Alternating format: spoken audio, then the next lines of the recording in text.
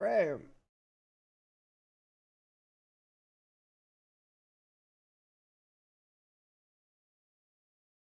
Ugh.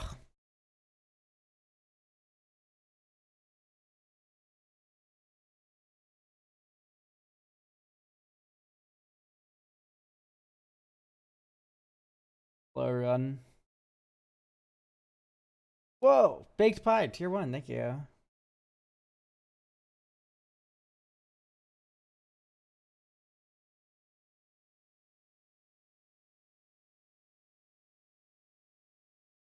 Hello. Yes. Hello.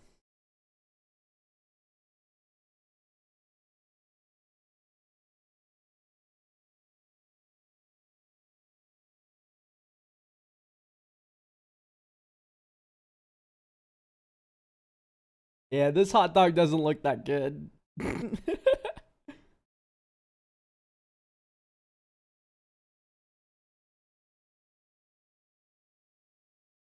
Fish and chips or hockey porky bowl?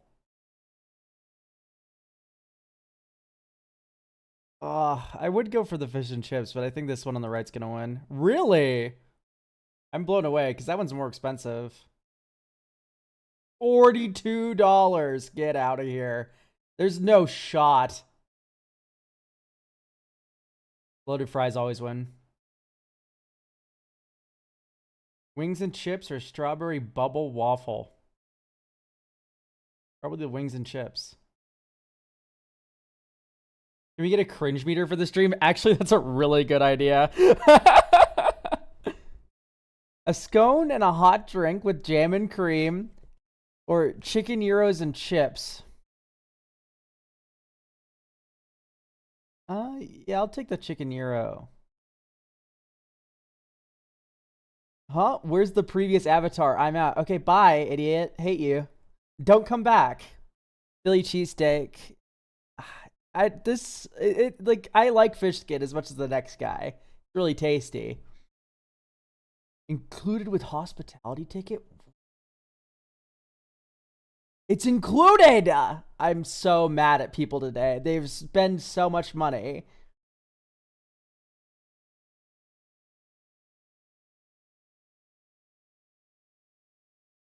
Whoa, crazy. That didn't display my streamer bot. Do you want me to show off something normal, something a little freaky? Either way, I'm excited for your thoughts. It's been literally years since I've done any D&D homebrew. How do I submit these? We'll get into all that soon. I'm just kind of waiting for people to join right now. What do you call this? This is wispy.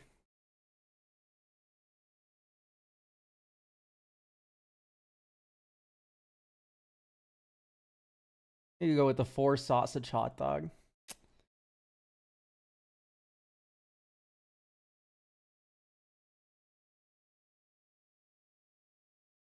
Okay, this is the vibe. There's gonna be a channel point redeem option that lets you put your thing in.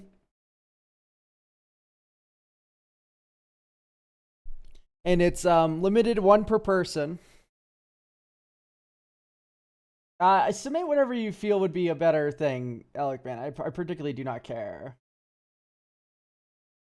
This is our debut stream for this kind of idea I have, which is going to be, you give me your D&D stuff, and then we look at it. This is the only one that's free. So get all your little D&D gremlin friends who like to homebrew weird shit and send them here. Because they're going to have to pay for it in future. I missed the old Avatar, but I'm loving this cunt. The old Avatar isn't dead. This is just for D&D. Why is everyone acting like the old Avatar's dead? It's like, you guys are crazy. Are you streaming? Oh, it's you.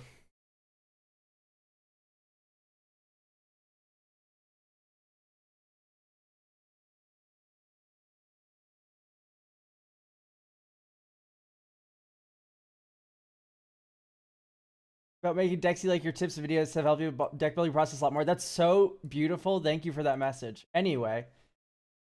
Yeah, it's just the D&D avatar. It's just the D&D avatar, everyone. There's not the old one's not gone. Okay, it's just for magic. It's literally like it's right here. I'm still here. But it's just like this is for the D&D ones. Oh, it's you, man. Is this how you treat viewers? No, it's how I treat you. It's also how I treat my viewers, but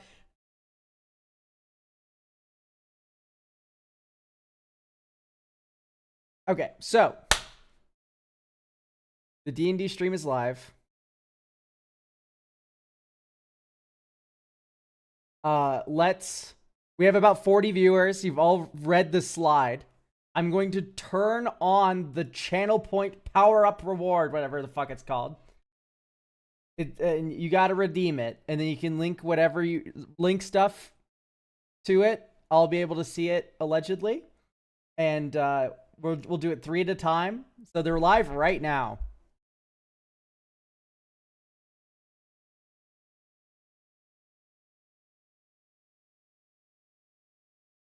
You should see them. If you can't see them, then I've messed something up. But that's beautiful, I think.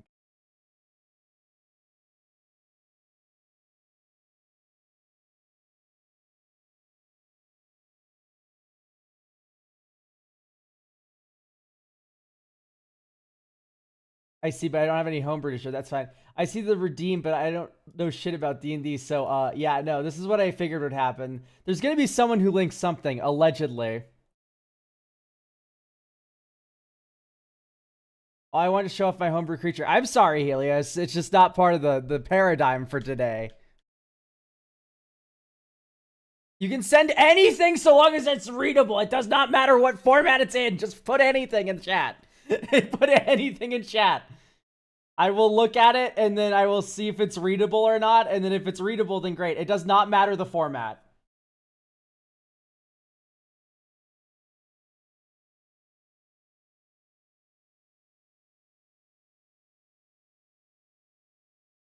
Homebrew monsters will be something that will happen in future.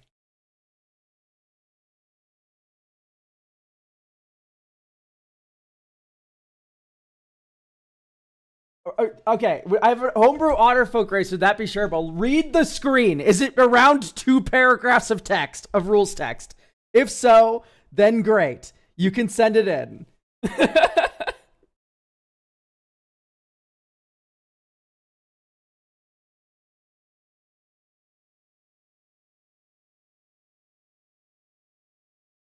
Honestly, can I share a eulogy for the dead old what? Huh?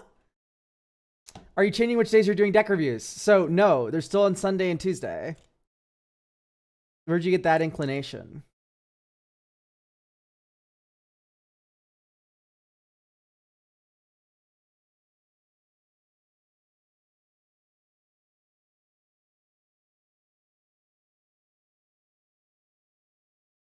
Today's Monday. I'm dumb and I forgot. Beautiful.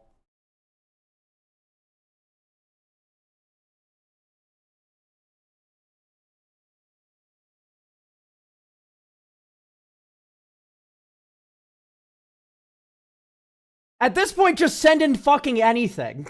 We've been sitting here for 7 years.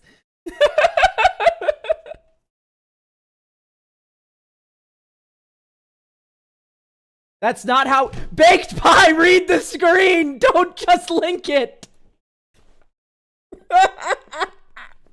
I'm gonna die. There's no way this is real.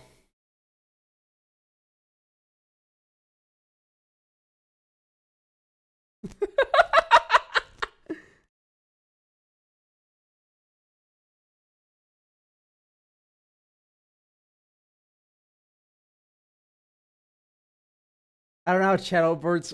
Click on the antler in the lower left.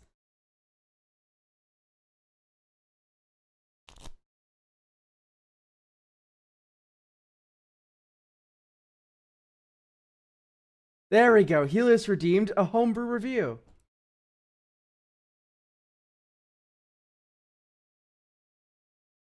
Okay. Let's open a good old Google Docs here, and we can jam this text in here. Oh. Why did it paste in white text on a white background? That shit's crazy. Okay, so.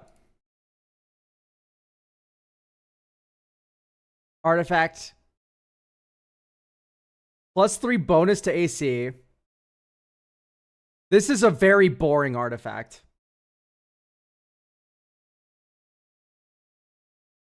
Old elk wouldn't yell at you like that. Yes, they would. Is this all? Helios, I imagine this is not the entirety of your artifact.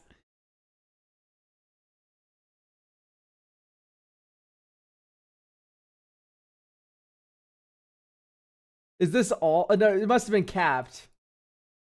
This is all I see.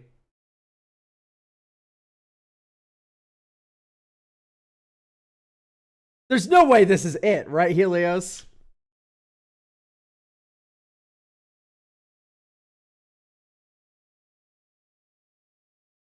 I made it early in my D&D arc. Okay, so +3 bonus AC.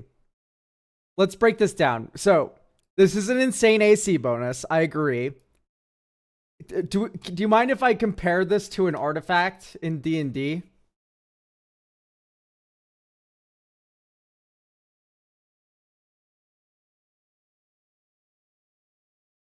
Well, actually, I can pull up one. I can pull up one of my D&D things.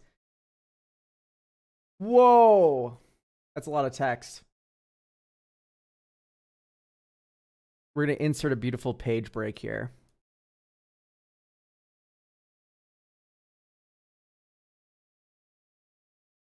Oh, where is the? There we go. Black. This is impossible to read. Is there not a way to screenshot what you have written down and then put it in an Imgur link? Baked Pie. Yes, Baked Pie, screenshot it. Screenshot it, please. This is not readable.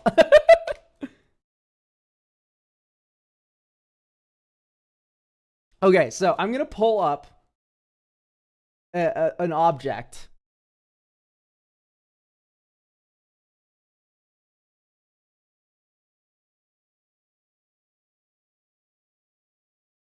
Okay, this is the Oracle.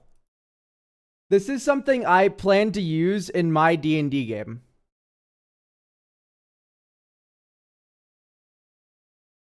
I'm on my phone, so that might have... It's not going to happen then. I'm sorry. This is just indecipherable. I'm not going to spend like 30 minutes breaking that down, Blake Pie. So, this is an example of an artifact in my game.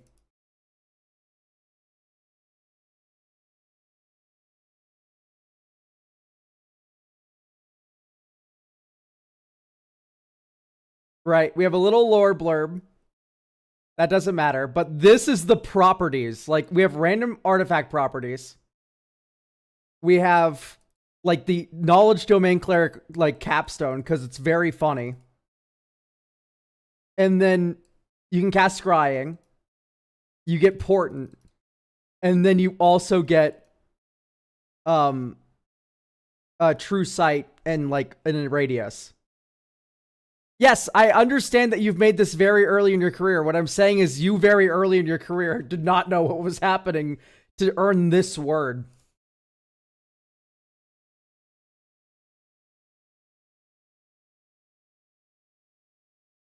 It doesn't matter, Bagpie. You can link the whole thing. Whatever makes it the easiest to submit.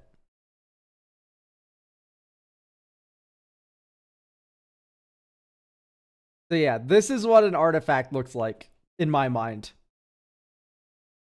Versus this. This is like a legendary item. And like chromatic orb being tied to Tiamat makes sense. Yeah, just send the Google Doc. Yeah, that works. That's fine. This Google Doc links to it, I see. Aha, here we go. Beautiful. We can look at this now.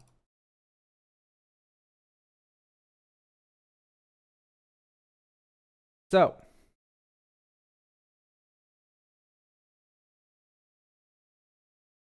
here we go. We skip all the lore. Sorry. What are the traits? Con increases by 2. Sure. Although they don't really do this anymore, right? Natural swimmers. You have a swim speed of 40 feet. That's about right. I'm going to compare this to like Triton on the side.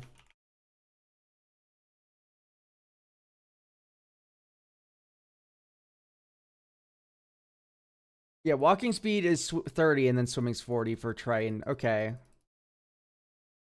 But you don't get breathing underwater. You can take short rests and open. This is never coming up. Your proficiency with water vehicles. Okay.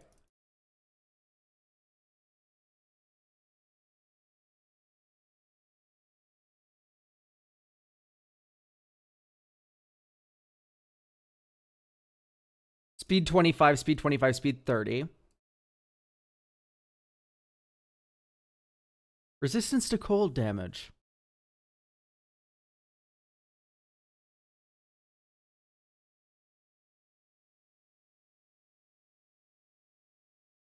Yeah, like, I don't know. This feels very niche. This is also something that came up a lot with the Sword Coast Sailor stuff. It's like, why would I ever take this unless I knew I was going to be like in a pirate game?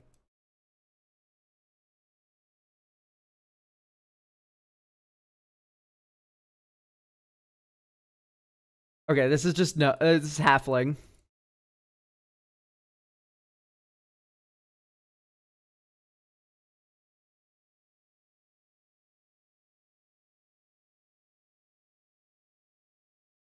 River Lutrin just seems like the best one.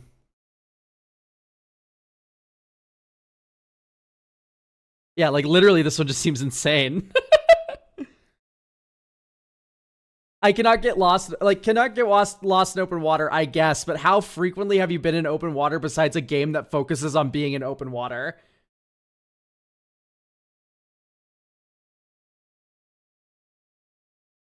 I mean, not all of your skills are usable all the time, but yeah, but like most races or like species, I guess now, have like usable traits in every circumstance.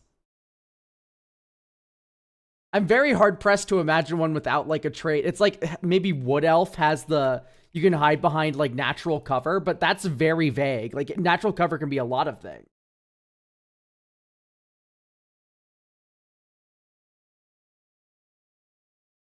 This is the same issue that like kind of favored terrain had to me.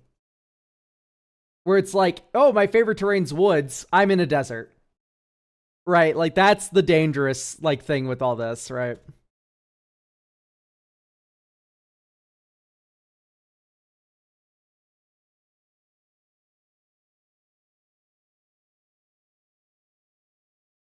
Yeah, and yeah, favorite terrain's a perfect example of it, and they got fucking rid of it. It's gone.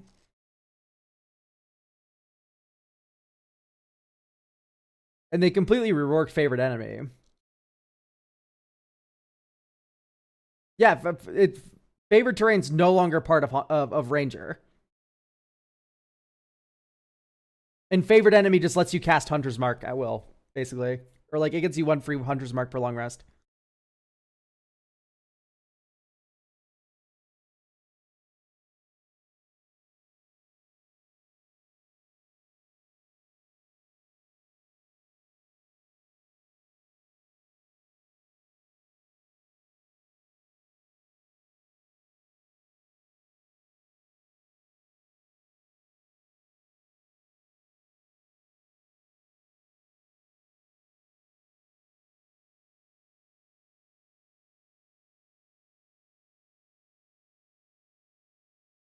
Aha. Furlough.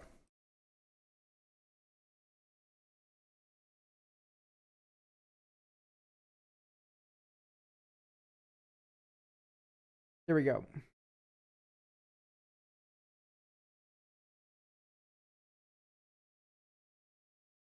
We have the Cloak of Feathers. Armor light. Okay, so it's 12 plus dex, so it's studded leather, basically. Hard and feathers. You have a +1 bonus to AC. Sure.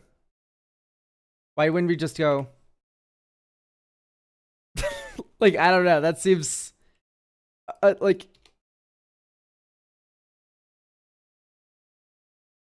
something like that. I'm not sure. Barrage. You can channel your affinity to send feathers at a target. Any attack you hit this turn automatically sends feathers made from your affinity. Your affinity. at adjacent targets that are within 10 feet of the original from your affinity. What do we mean by this? Don't worry, Roomba. It's in waves of 3. We'll turn it back on. Affinity being custom things will be benign custom stat. Okay.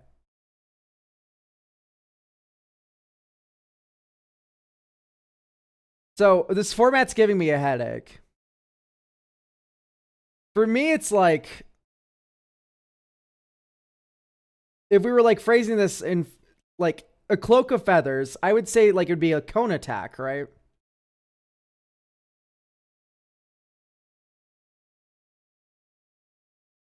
Like you can use your action to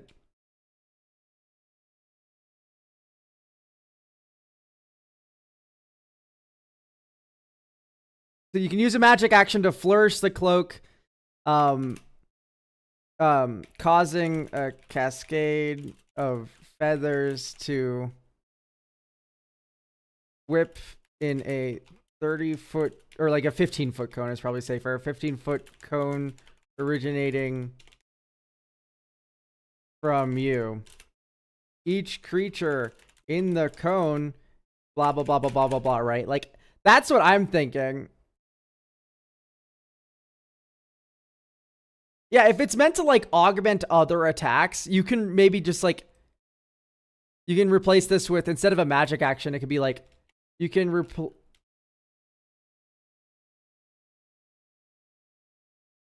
for me, what it's just very awkward, the old wording where it was just like it bounces your attack between 2 enemies, it has 2 charges daily. It's like, no, it's like the cloak has 3 charges.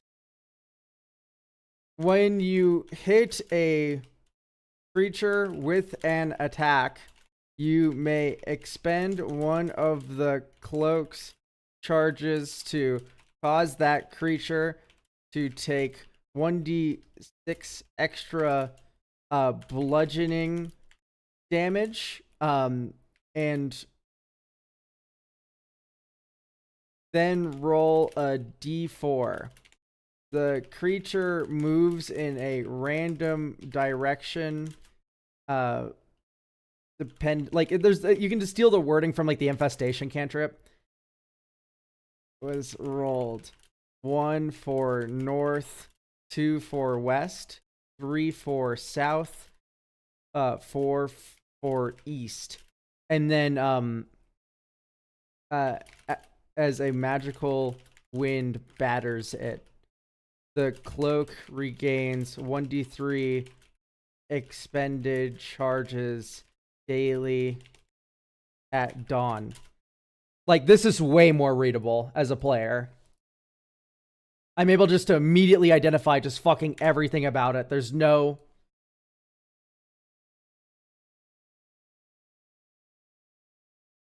It's literally like, yeah, I would just steal the infestation cantrip because it's kind of like a cool idea to have like, it's like a magical wind cloak. So as opposed to this being like a chain lightning kind of like weird thing. Yeah, this is showcasing it. Like if we want a thing that sends other projectiles to enemies near it, when you hit it with an attack, you may expend one of the cloak's charges to cause another, like here, we can keep this old wording, right? And then cause another 2 creatures within 10 feet of the original target to take 1d6 lightning damage. This is a much stronger fantasy to me. As elemental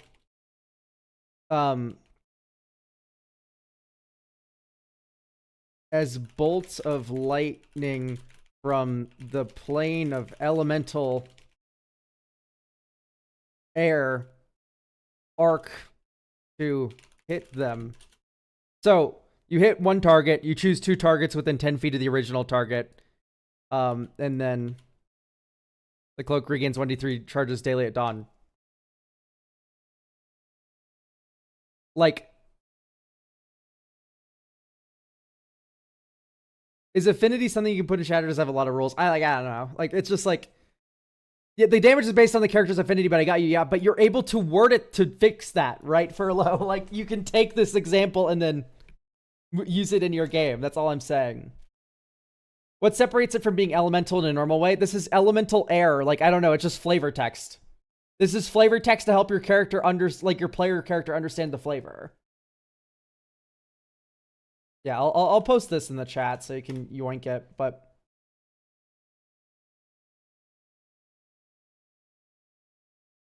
Okay. So, we're going to open up 3 more slots if I can figure out how to do that.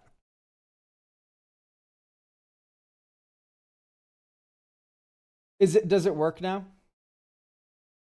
I think it should be back up.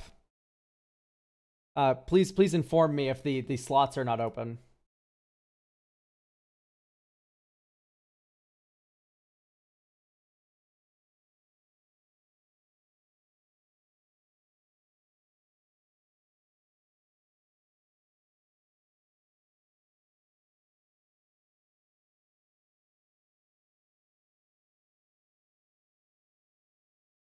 It's working. Great.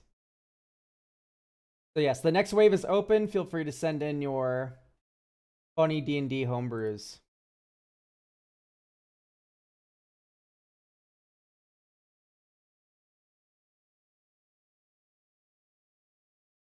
Oh, actually, this is far more simple. I can just go... There's a pause redemption slider. So actually, I'll turn this off. You're able to send in the stuff. And then I can just toggle on pause redemptions. Okay.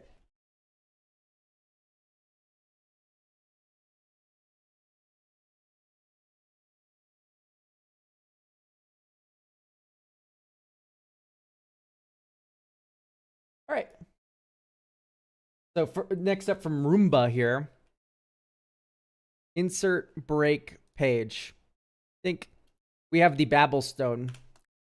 It is a smooth gray river rock. In order to use this item, the user must swallow it. That's awesome. Okay. The DM may impose appropriate Constitution DC to invest this unnatural one. The owner discovers, this is tough. It's like, first things first. I would just always hit it with wondrous. I'm learning about crypto. Hang on. Roomba has an ad. Beautiful.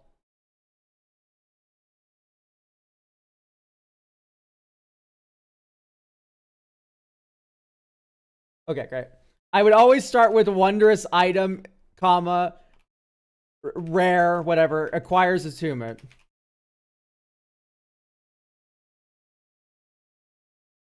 In order to attune this item, the user must swaddle it. This is DM, like, the DM may impose it, blah, blah, blah, blah, blah. Like, why are we doing, like, this in a half measure? To do so, the must succeed on a DC, like, 13 Constitution saving throw.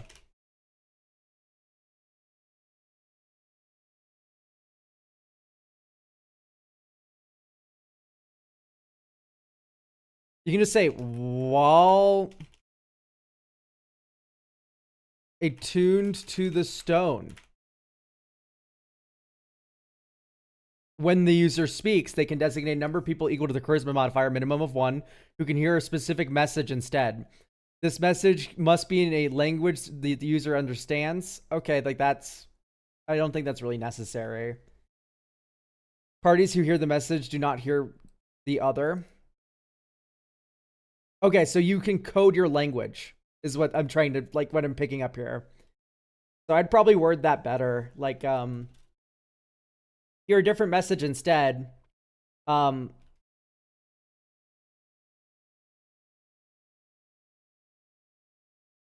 when the user speaks, they may instead choose to speak in a cipher.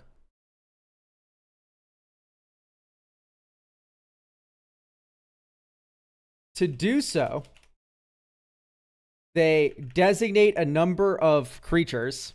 That doesn't really matter. Equal to the charisma modifier, minimum of 1, who can hear a different message instead. Um,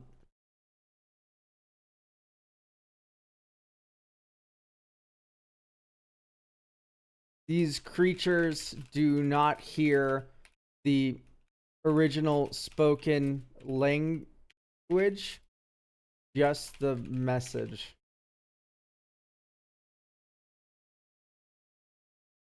Um, the chosen creatures is probably better. Once the user reduces 0 hit points of a single DC 15 Constitution saving throw or vomit the Babblestone up. Okay, that, you know, that it's already kind of implied that it's unattuned. Covered in small nicks, revealing teeth mask. Okay, so like you have like a little, it's like a funny stone, but it has like one of these appearances. So this could be like a cute little table. It's similar to Thieves' Cant, yeah. Like this would be on a table. It wouldn't be like part of the description. Oh my god, I love autocorrect. It's one of the best features ever made. Okay. It's for it's Thieves' Cant, but you're able to do it to anyone.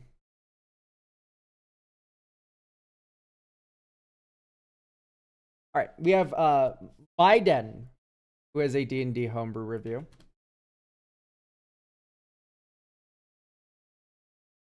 No, I like the idea for this item. It's a little weird, the like swallowing shit, like fucking claws for it, but it's a workable idea.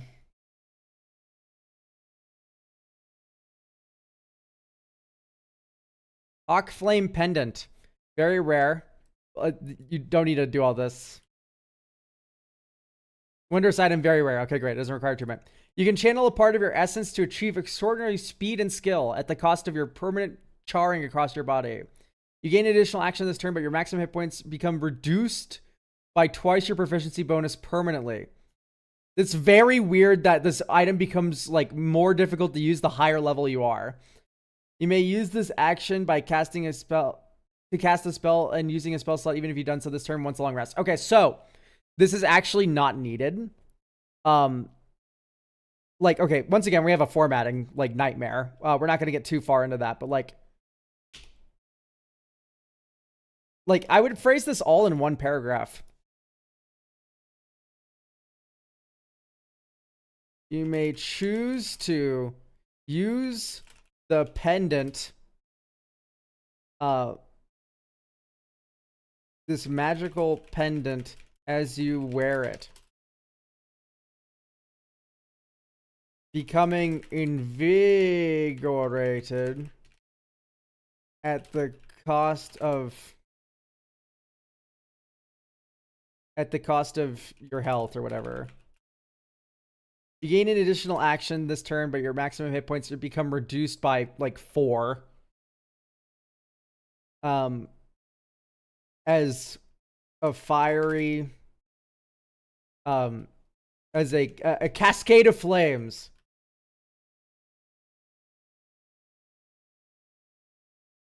You use the pendant. You can't use it again until you finish a long rest. And the reason why I got rid of the action phrasing is because actually actions, if you cast a spell with an action and you get another action that turn, you can use both actions to cast spells. It's just a bonus action that shuts you off from casting another spell that turn.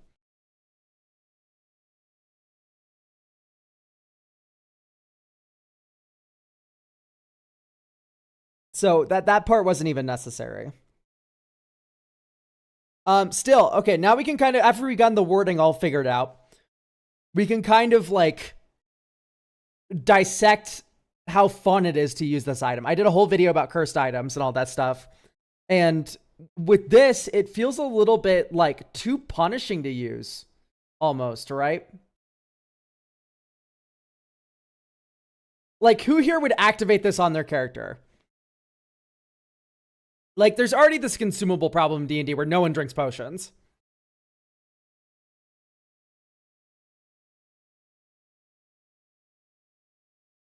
Sound off in chat if you would use this item.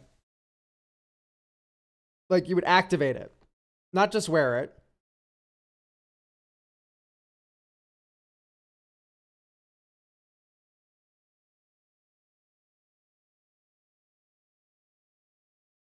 Okay, so we can very much see that this is not a good trade-off.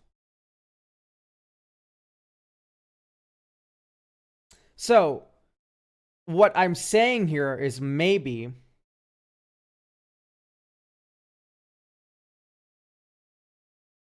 yeah, exactly. You wouldn't want to lose HP as a wizard. So instead of doing this is a very powerful effect, a bonus action, or like an extra action.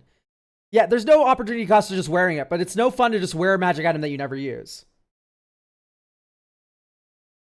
So here's what I would say. You gain additional action this turn, but also start burning. Like, burning's just a thing in 5e now, I think, right? Burning. Hazard burning.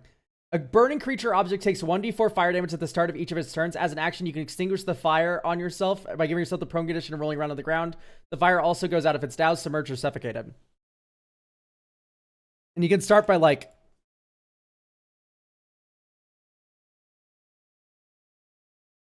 this pendant becomes unmagical, or loses all properties while submerged in water.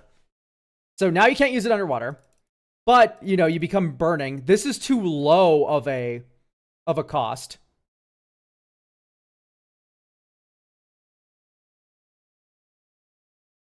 So, but this is like too bad, right?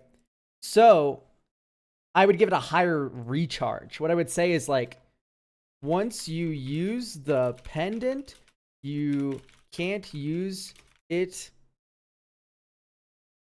until you finish 1d4 long rests.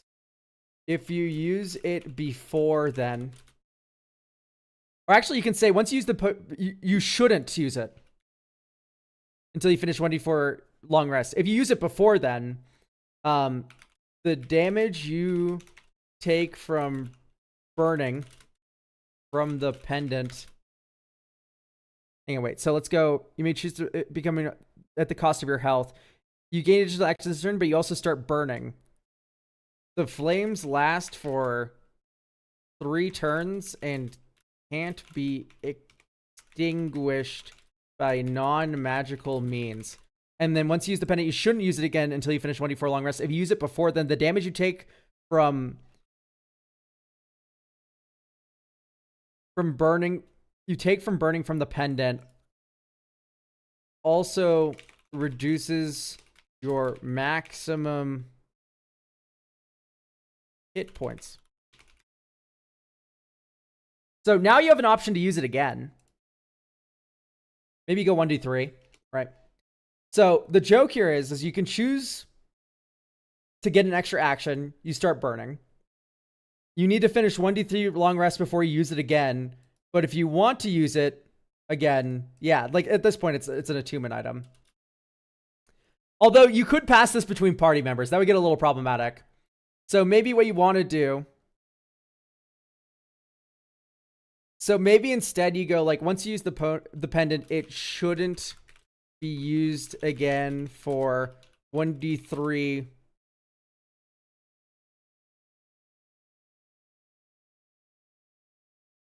until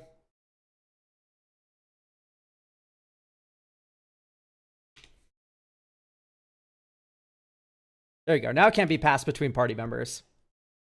I agree, it does require attunement. I think it required attunement before, to be entirely honest.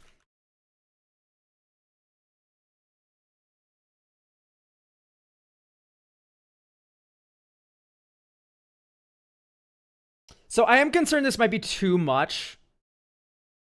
The first damage you take from burning after activating the pendant also reduces your maximum hit points by that amount.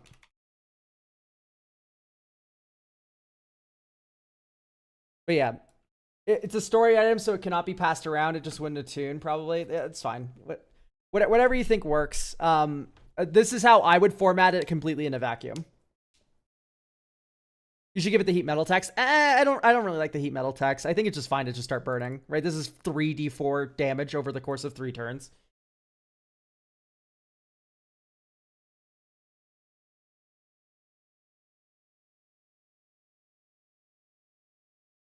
Still might it. Thank you for sending this in. I think this is a cooler kind of item. Well, you don't need this anymore. Because the flames last for 3 turns and cannot be extinguished by non-magical means. Burning creature object takes 1d4 damage at the start of each of its turns. Yeah.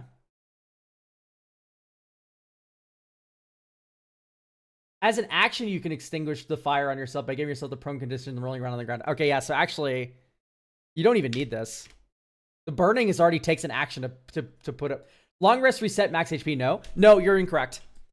Only if it says. Only if it says. Like, let's look at Wraith, for instance. If we look at Wraith, the monster that drains your maximum hit points from Monster Manual 2015. Oh, maybe they changed it. Did they change it?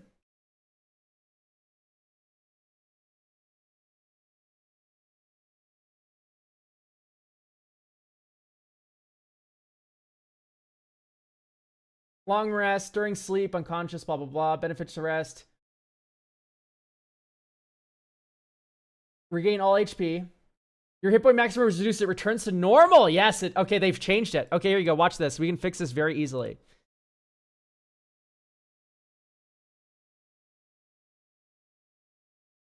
So here's what you do. The first damage you take also permanently. There you go. If you just add the word permanently, it's fine.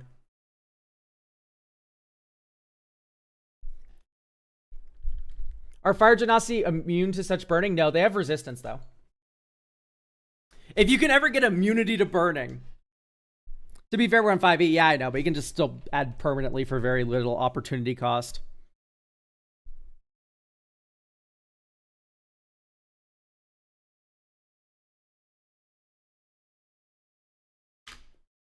There you go, permanently. Easy fix. Do we have any other people with funny homebrew that they would like reviewed for free? Well, it's 250 channel points, but it's still free.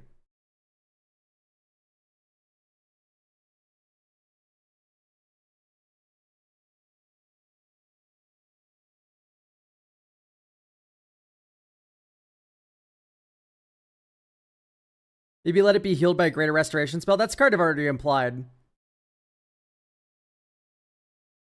Like, where does it say in greater restoration that it can't restore permanent, like, losses to hit point maximums? Like, it's fine. That's something that's up to the DM. You know, that's not something you need to spell out. It's not fucking Magic the Gathering where, like, you need to spell it like, you know, old Magic cards that are like, this life cannot be, like, prevented in any way and whatever. Like, Hymn to Torok saying, like, here, I'm gonna pull it up. Because the old wording is so funny. It's like, you didn't need to say all that. Like, this one hits you with the parentheses. This is all it need to say. This is what it says instead. Like, of course we know it's from his or her hand. Of course we know that they're discarding your entire hand. Like, this is all it needs, and this is what people always want to make it. And that falls over for D&D Homebrew. I don't really usually make homebrew, but I do have something. And then you didn't blink anything. So do you mind linking whatever you're talking about? Anything or only items? I'm reviewing your homebrew magic items, curses, feats, spells, basically anything that's under like 2 paragraphs of text.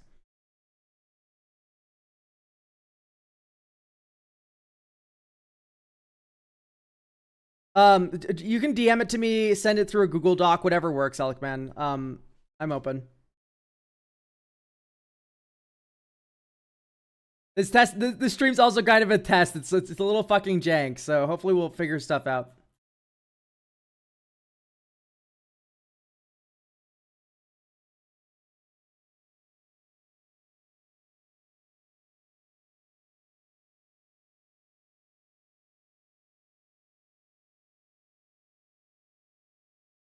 Did he send the pendant somewhere? Yeah, sure. You can just copy that. Enjoy.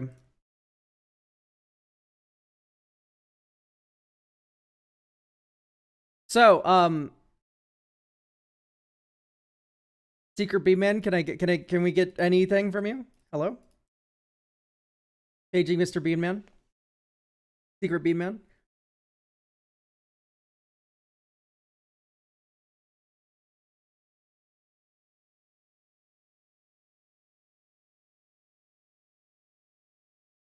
How about some species? Okay. Which one do you want me to review? Because I'm not looking at all this.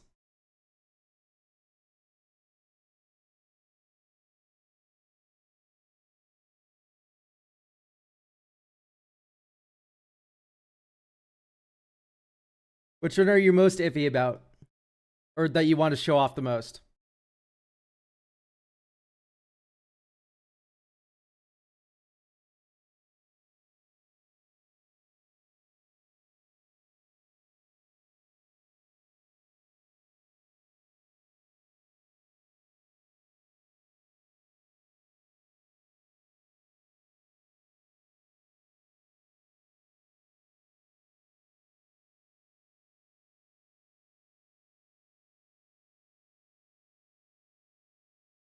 Okay, while we wait, we'll look at Alec Man's mission here. The spell. Nova Strike. So, Nova Strike, 5th level evocation. 1 action casting time, self 10-foot radius. Okay. Components VSM, instant. You brandish the weapon using the spell's casting and make a melee attack against it within what?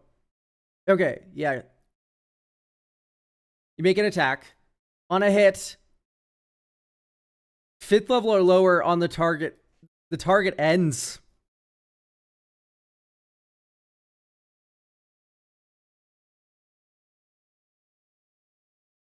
I think on a hit, all spells of 5th level or lower on the target ends.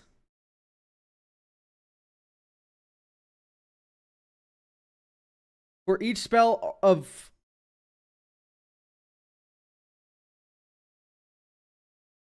6th level or higher on the target, make an ability check user. Okay, so I imagine this is what was meant.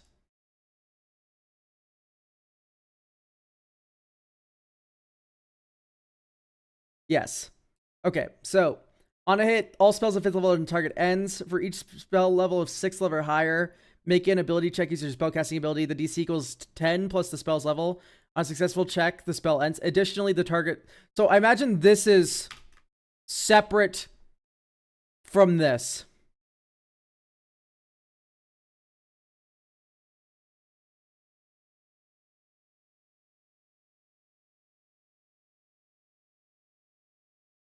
Like, it always does 10d10 extra.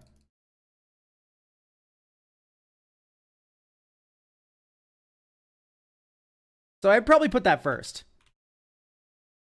So, like, it'd be like one creature within 10 feet of you.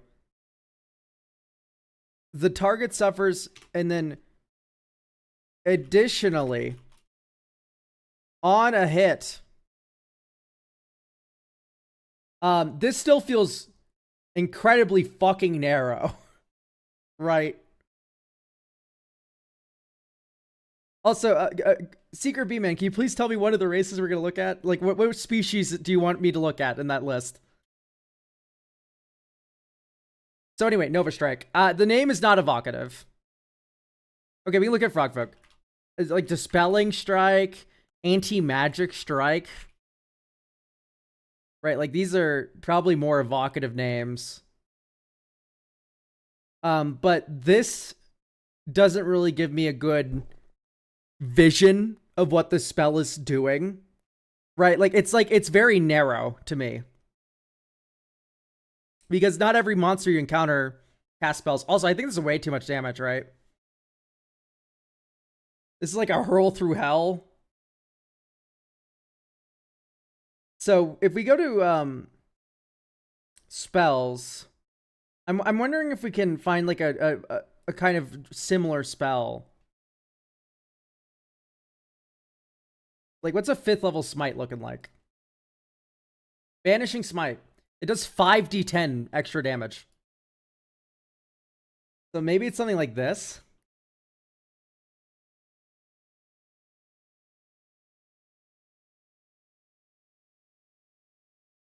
Force damage that fits anti-magic a little more.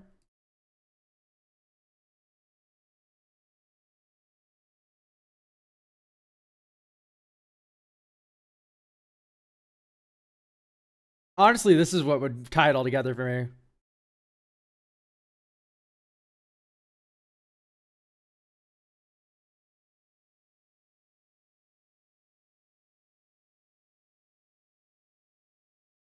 Like this would like make me smile so hard.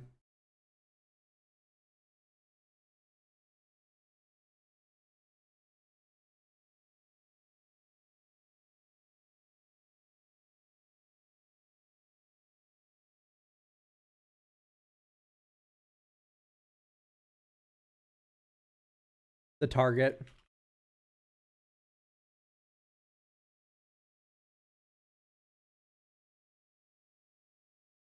And then you can hit it with like an at higher levels thing, right?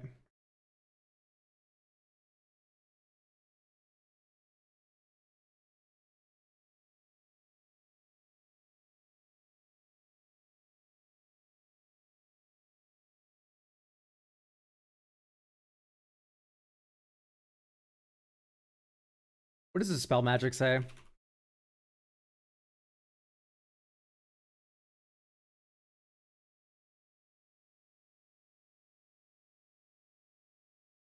There you go. Oh my gosh, why did it go back to old elk? I literally don't know what I pressed to make that happen. Oh, does it go? Is it up arrow?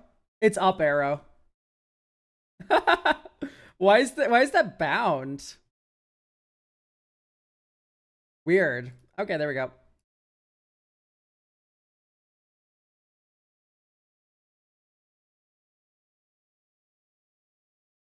So yeah, this is what I would do. Now it scales with level.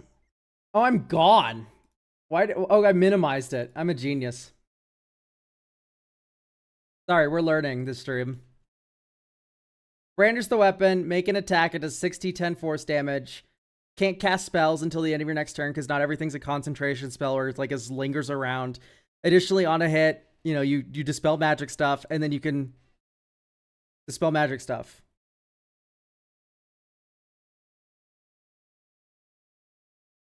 Yeah, it is true.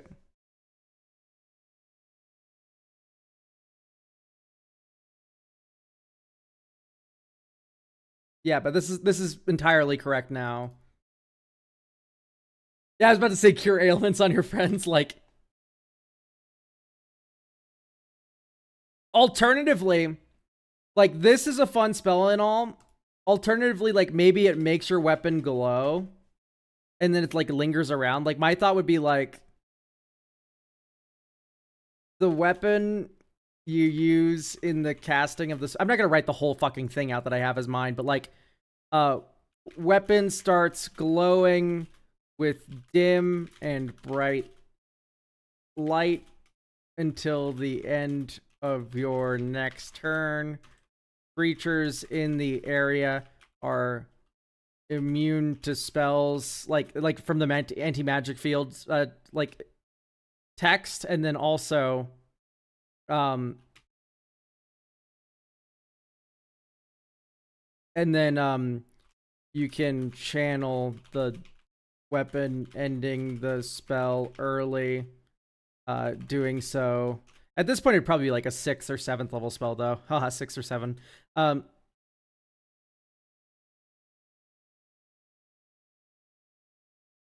Doing so lets you do what's above. So like areas in the dim light have like anti-magic field going on.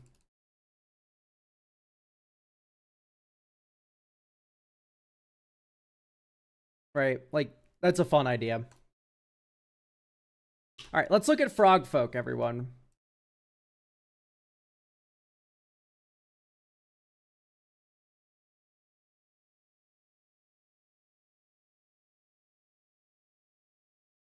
Your size is medium or small. Your walking speed's 30 feet, and you have a swimming speed equal to your walking speed. Amphibious. Dark vision. Weaving. You know either the Druid Craft cantrip or the Shapewater cantrip.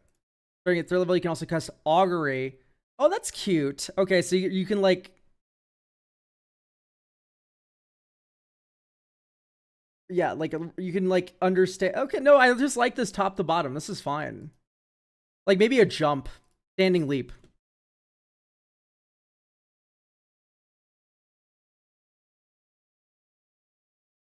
You can jump as if you had a running start.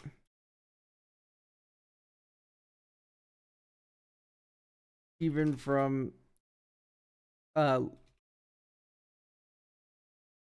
regardless of if you are standing still or not. Like that's it. I would add this to make this makes it feel froggy.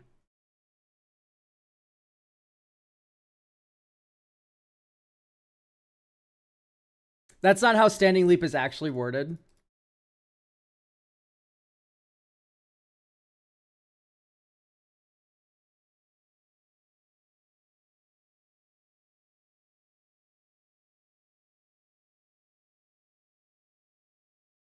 Here we go.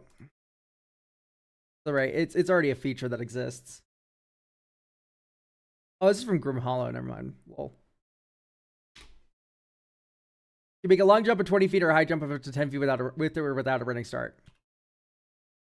Because like Frog has this feature, doesn't it?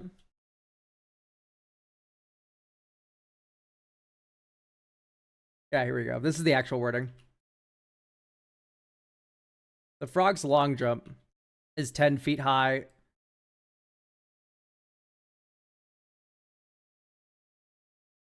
You maybe make this slightly larger. But you get the idea.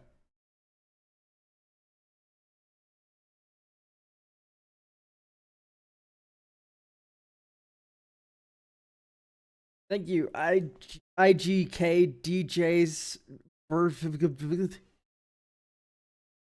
Okay. Does anyone have anything else they want to submit in?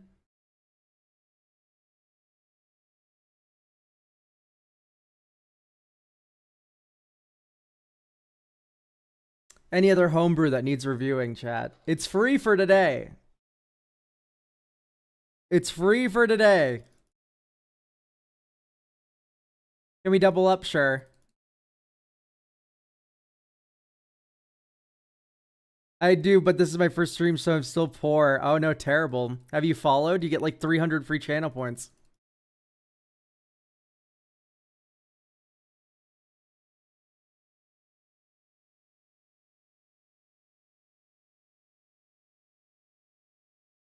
Okay. We have a new...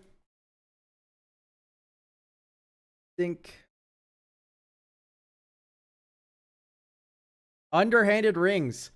A pair of metal rings, each embossed with an identical mask of a resting face. One is plated in silver, the other plated in bronze. If both rings are worn on different hands, they become active. When active, the embossed ring face smirks. While wearing one of these rings, you can use a bonus action. This can all be one. While wearing one of these rings, you can use a bonus action to speak its command word. When you do so, that ring instantly teleports to the location of its twin. Any objects you're holding in that hand are teleported along with it. Teleport objects appear, so you can like just swap the items in your hand.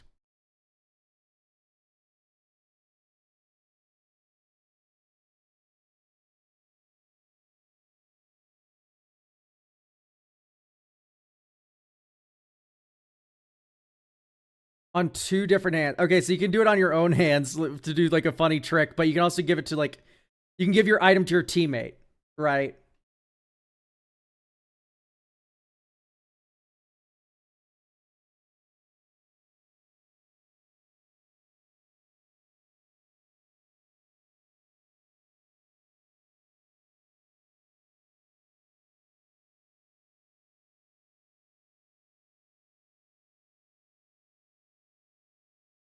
I like this idea of it losing its properties.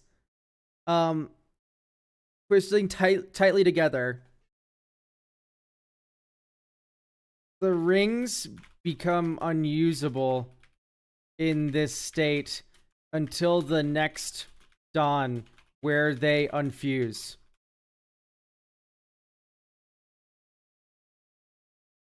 Like, I don't think we need to like add like a random ass strength check to this, right? It can just be like they just unfuse at dawn.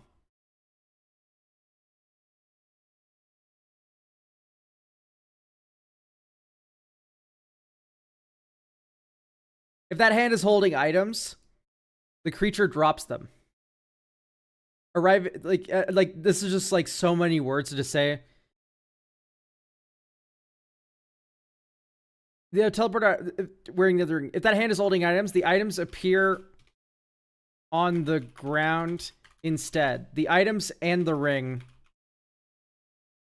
Oh no, because the ring needs to teleport. Appear on the ground harmlessly instead. I would rather not drop everything I'm currently holding.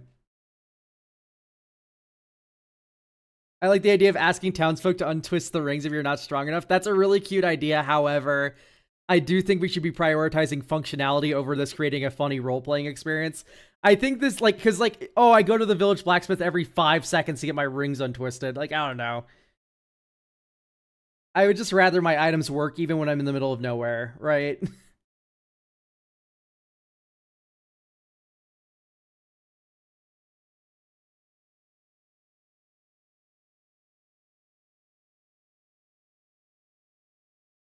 So, like, this is cute. If we wanted to condense this even more, we could just get rid of this.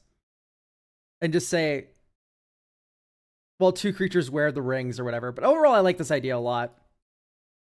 And yeah, like I would 100% prefer if the items just appeared on the ground.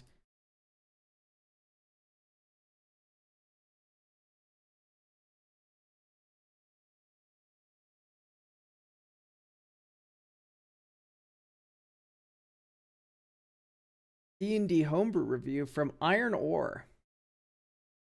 We're not looking at a whole subclass. I'm sorry. Pick one spell from this. And we'll look at it. Iron Ore. If you could look at Woad Poison. Okay, great. That works. Yeah, you can submit D&D Beyond links. Whatever works for you.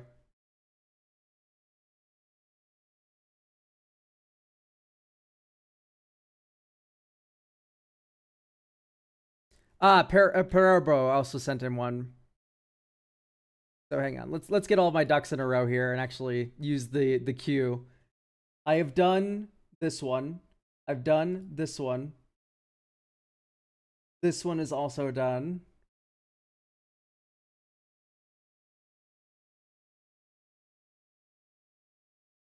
We just did Roombas. Okay, so we're now doing this one. I see.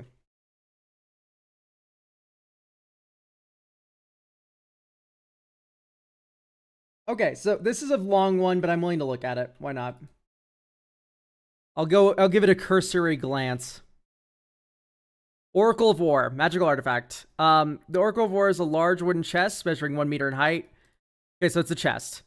Once activated, Oracle offers tactical suggestions. Tactical suggestions. After spending a minute entering data into the Oracle, the machine activates and offers various benefits. A benefit list. Ah.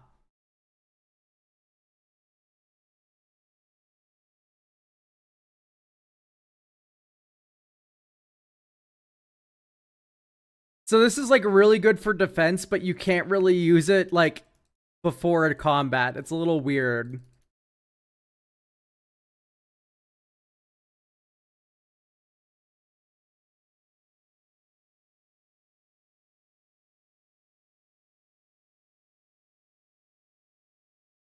This is fun. Okay, so this is really good for like tower defense. I don't know if it's really applicable um in anything else really though.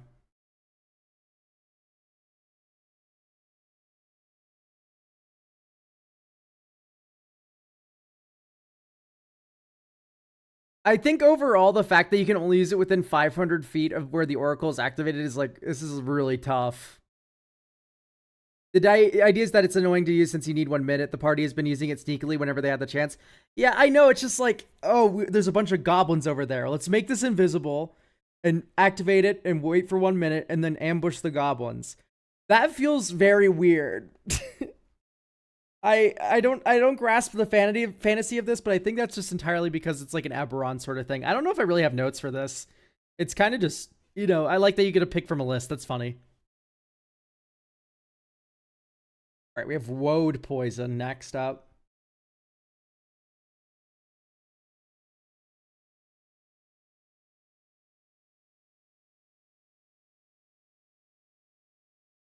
Okay. This is a 3rd level spell. I don't know what fucking like spell type it is. That's kind of important to know. This is like a 3rd level transmutation spell.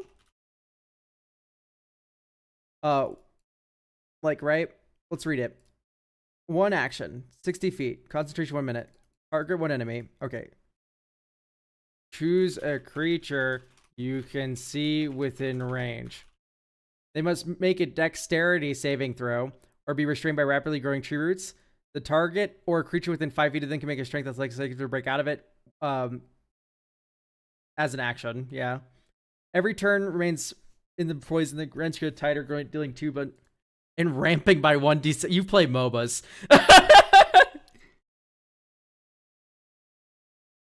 Like, I get the idea. Oh, it's Woad Prison. I'm stupid. Nature's Probs. Okay, there's not a school called Nature. I hope you know. So this is already very similar to Entangle, but it's single target. So why don't you just steal the wording from Entangle?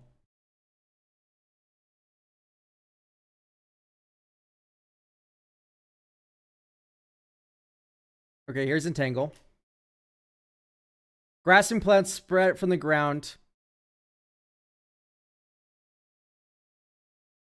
under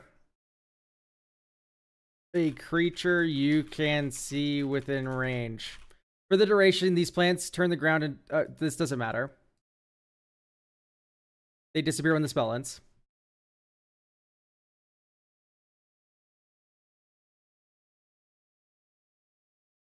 Creature must succeed on a strength saving throw or else become restrained.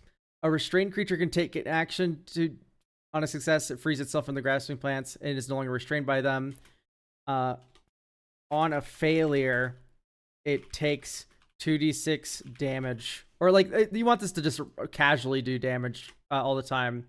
So the creature must succeed. A restrained creature takes 2d6 bludgeoning damage at the start of each of its turns. And then the roots grow, dealing an additional 1d6 bludgeoning damage.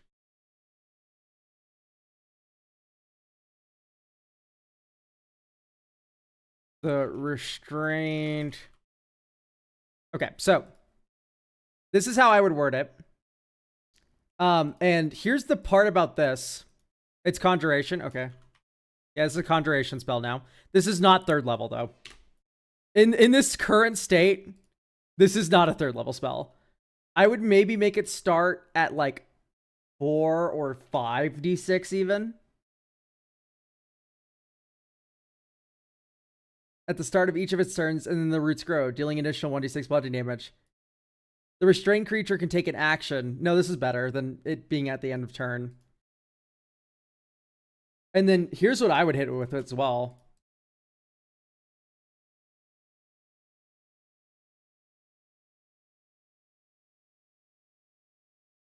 You can target an additional creature for each spell slot level above 3. So if you cast this as 4th level, you can get 2 spells. You can get 2 targets.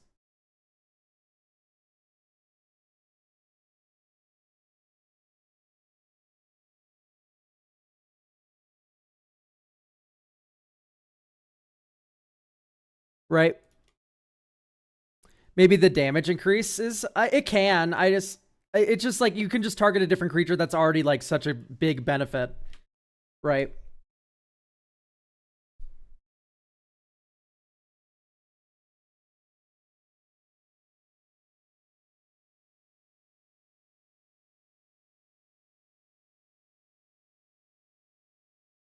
Yeah, like this is, in my opinion, this looks like a fine spell.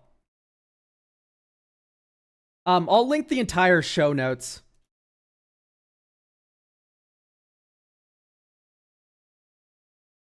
at the end. All right, so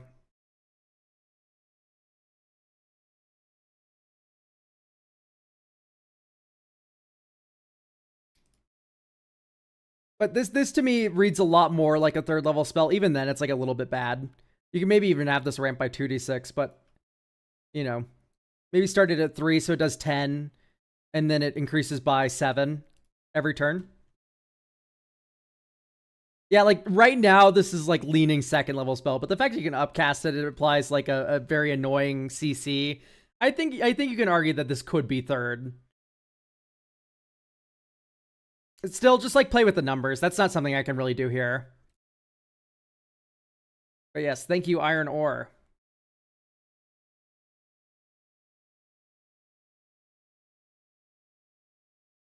Okay, we have a DM from Elikman.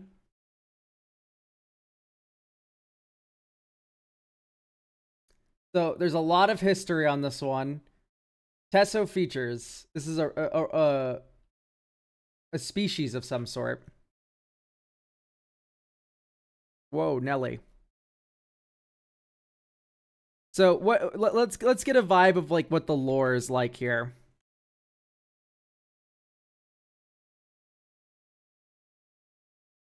Tesso are creatures that were never meant to be. They're unholy creations of the drow. Their progenitors fail. So they're unholy drow spawn. They're lithe elves. So, you know, like oxymoron there. With the fur, claw, and tail of a rat. Okay, so like they're little like gross bestial elves spawn from drow and elves. They're rat folk. I see. Okay. Dex and con increases by 1. This doesn't exist anymore, right? Like with 5.5e. If we're just talking about 5e, this is okay. Okay, we're doing Triton stuff where we get +1 to 3. Your elf ancestry, okay, you get extra life, sure. Speed is 30 feet. Dark vision. Okay. Disengage or hide action is a bonus action intrusions. This is very, very, very, very strong. And everything needs to be built off of these two. Cooks utensils. You learn the Druidcraft. This is so strong. Like, I don't think you can just give them this. This is what makes Goblin super good, too. Honestly, I think this is, like, just too strong.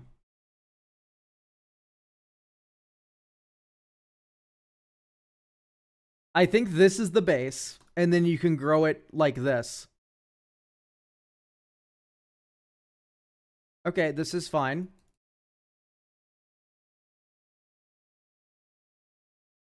Yeah, okay.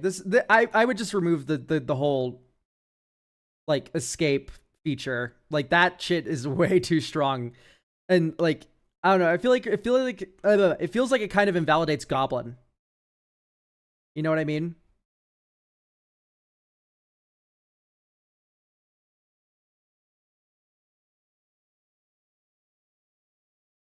Because I think this is a perfectly like tiefling tier sub species without that whole disengage action. Like you get stealth, that makes sense.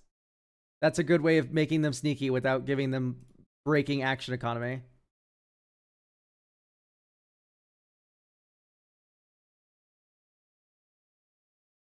All right.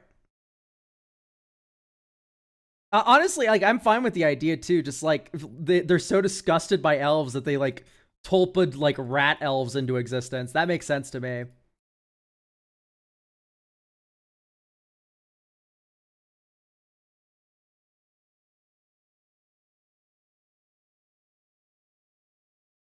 All right. Next up, I'm terrified because of the name. An item I'm looking to give to a boss, and then my players after his inevitable demise. Hoping for someone more familiar to D&D numbers to tell me this is too unbalanced. It's the Amulet of Shahrazad, which has me terrified. It should be like wondrous item, rare, requires attunement or whatever. The amulet can hold any number of charges. If you would take damage, instead this ring gains charges equal to the amount of damage you would have taken. At the start of your turn, roll a number of d10 equal to your level. If you roll less than the number of charges in the amulet, you take damage equal to the number of charges in the amulet. Otherwise, have the total number of charges in the amulet. At any okay, this is so complicated and so obnoxious to like try and deal with. Whenever you take damage, you may instead have this amulet gain that many charge counters or charges, right? Not charge counters. That's Magic the Gathering speak. Right? So that's a good start. How do we mitigate the charges? Let's go to the bottom here. This is at the bottom of the item. When you would lose charge, when you would, let's say if you would become unattuned from the amulet, you take an amount of force damage equal to the amount of charges the amulet has. Okay, so this is a good setup for what could be a very funny item. While wearing and attuned. Well, here's the thing. This is fucking implied that you're attuned, right? Like, look at any item. Where does it say that? Like on, let's look at 5e tools. What's a good example of like a funny magic item that you need to be attuned to? Like a Staff of Charming. Let's see. While holding the staff, you can use any of its properties. Yeah, it doesn't say while holding the staff while you're attuned to it, because it's implied, right? Okay. Whenever you take damage, we instead have this amulet gain that many charges.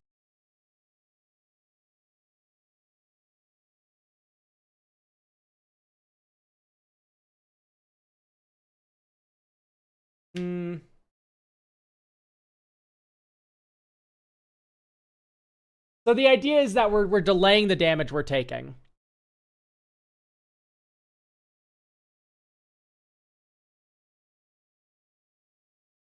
Yeah, well, whenever you take damage while wearing the amulet.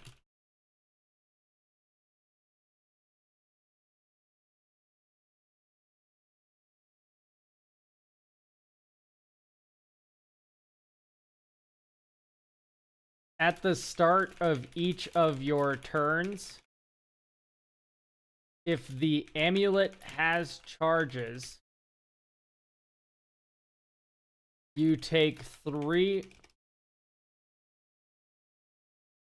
2d6 necrotic or force damage. And the amulet loses that many charges. Does this not work like perfectly for your case? Maybe you can change this to 1d6 if you really want. This seems very strong though. Maybe you take 10 force damage. So like it's not worth to use it on anything less than 10 damage. Because like you can overshoot the amount of damage you're taking, right? With this wording. And that's maybe a feature, not a bug. Like you take 15 damage. You don't take the 15 damage now, but you take 10. And then you take 10 on average, right? So you've taken 20 damage, but you pushed off the damage to get another turn or two.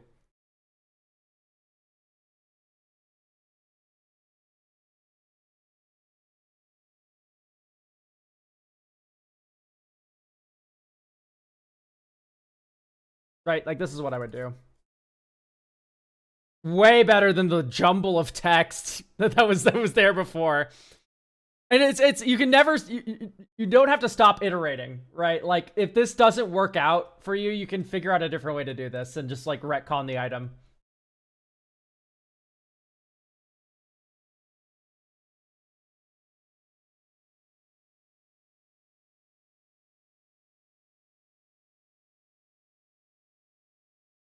Here's a MacGuffin for my current online game, says Exotech.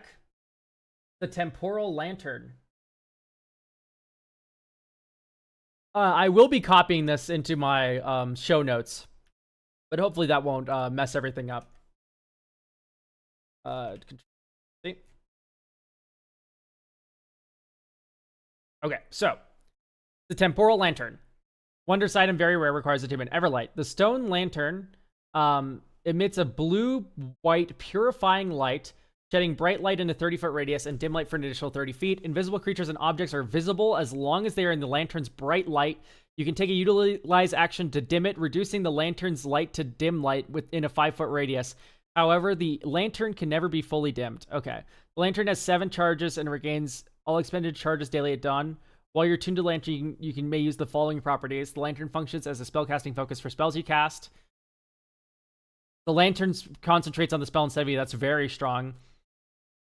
Lasts until its duration expires or the lantern's destroyed. As a reaction, creature...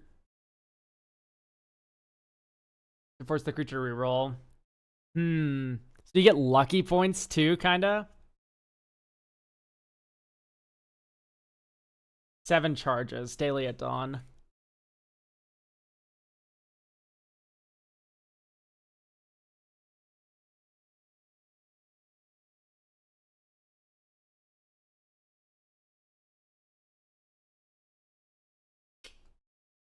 This seems like a lot. It is a very rare item, though. You can cast one of the following spells from it without requiring material components. The table indicates how many charges it takes to cast the spell.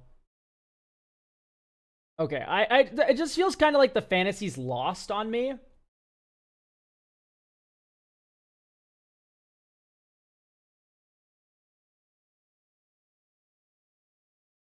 Right, because we have, it has light. Lantern has 7 charges expended daily at dawn. I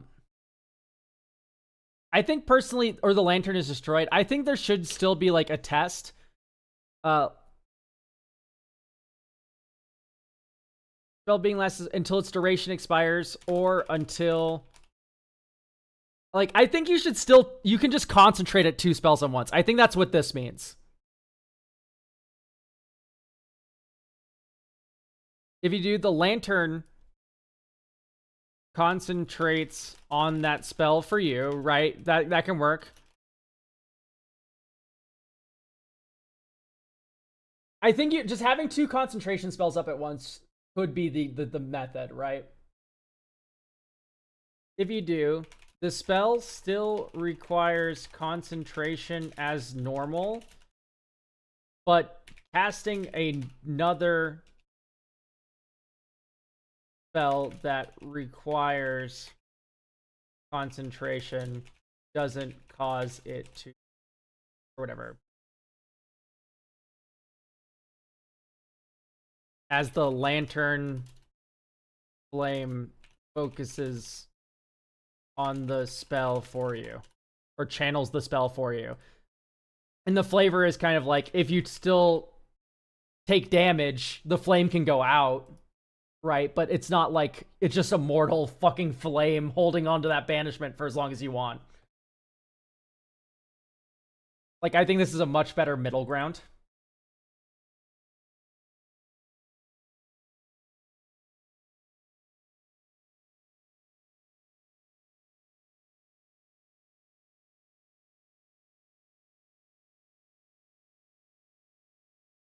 I wanted to give my players the ability to use protective concentration spells without worrying about it going down. The main spell they use it for is enlarge reduce. Yeah, that's beautiful and stuff. Here's the thing. The moment a player gets this and they get hold person, they get fucking, like, you know, some banishment, polymorph, it's gonna become a problem for you, right? Because they're, like, you know, I just can't read this and see, like, a world where a player doesn't go polymorph.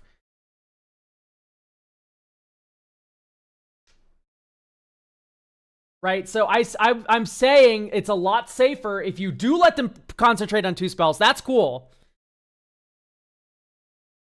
Then great, then don't take my advice, Exotech. This is what I'm saying. When it becomes too much, you can realize you can do this, okay? As a reaction, after you are an ally within 30 VV makes an attack roll, ability check or saving, then you may spend 1 charge from the lantern. Like, this is so insanely strong. If I gave my players this, I would literally have a headache. You know what I mean? It's like, what are you bad against once you get the lantern? It's like the lantern carries you through every interaction.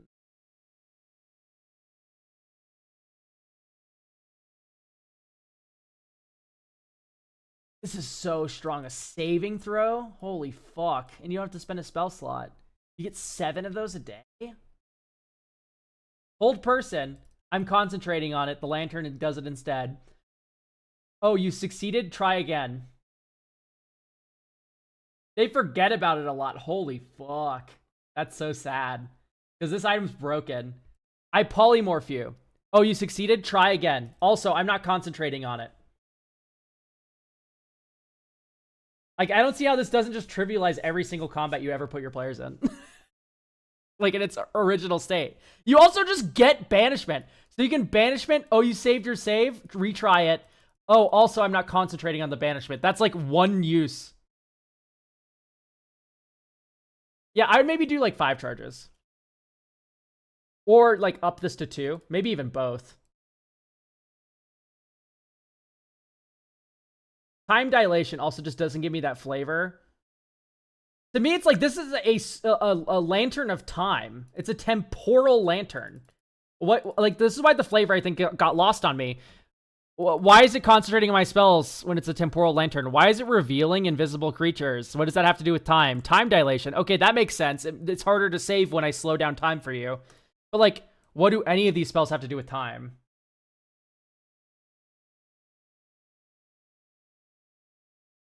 Right. For me, it's like, why doesn't this lantern cast slow?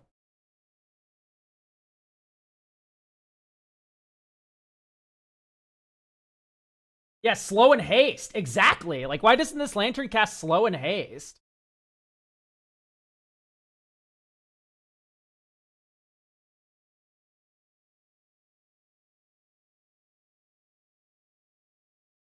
It's supposed to be freezing your spells.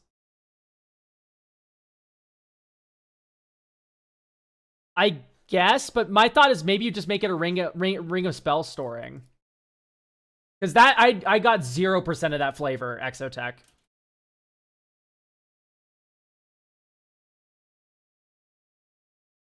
Like, why not just steal Ring of Spell Storing? You can cast spells into the lantern and they stay frozen until you decide to release them.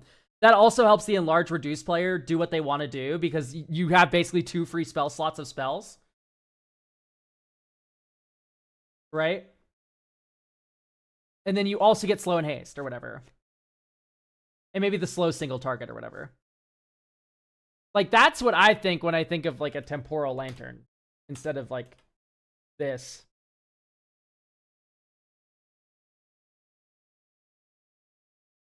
But yeah, I'm just not getting the flavor, and I think that's the main issue with it, in my opinion. Okay, we have an MTG reference turned into a D&D item, so let's look at this magic. Sadly, I am not able to see this, so you would need to relink it. Go to share and then share it that way. Silent. All right, moving on. We have Lord Von Brie.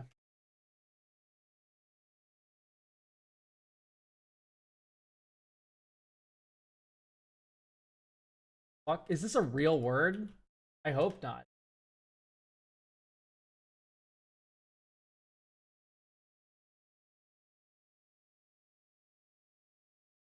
That's cool. Okay. Sphincticize, which is a gross name. Conjuration.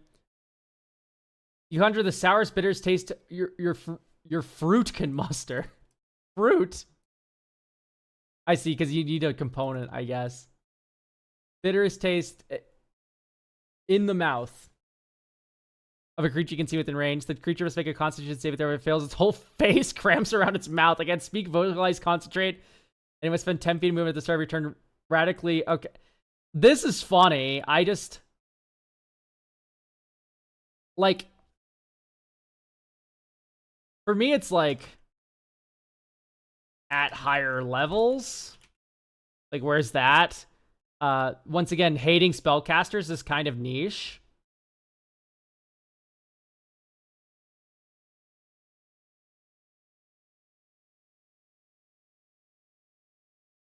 The joke here is that you get someone so. This isn't a Magic the Gathering reference. The one that I tried to link, that I tried to look at first was hidden. I could not access the Google document. It does provoke opportunity. Yeah, I guess so. Like it makes you run around. Oh, it's so sour. The first thing I do whenever I taste sour candy is run around the room. Like that doesn't make sense to me. Running around flavor is a little.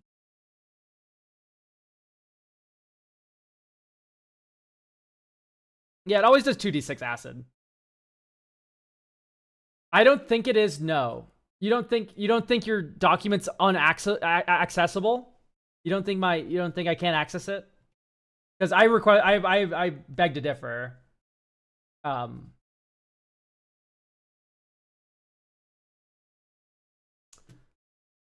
So I don't know. I get it, the flavor of the spell, but also legitimately the flavor of the spell is just not. I don't get it personally.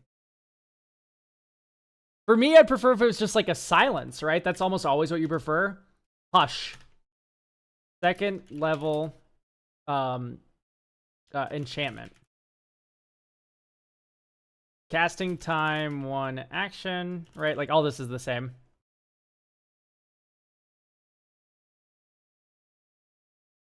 You place a magical vex on a creature you can see within range. It must make a wisdom saving throw. On a failed save, the creature takes 3d6 psychic damage and can't speak for the duration, and all spells they are concentrating on that require a verbal component end. At the end, yeah, on a successful save, the creature takes half damage and can't cast, and half damage and suffers no other effect. Right? Yeah, don't worry. I'll look at it next, Silent. At the end of its turn, the target repeats this saving throw, ending the spell on a success. Right. So now what this lets you do, and we'll go ahead and hit it with the at higher levels ray.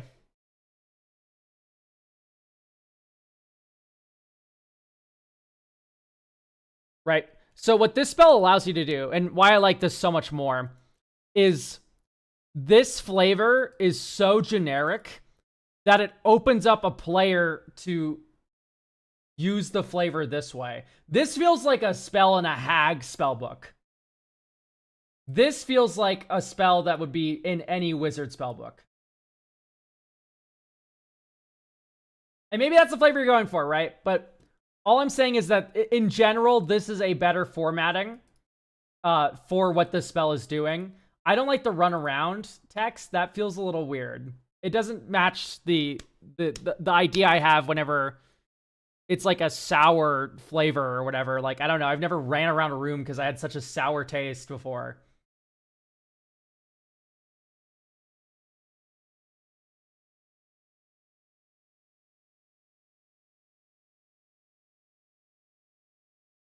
Right? This is still rather niche. But at least the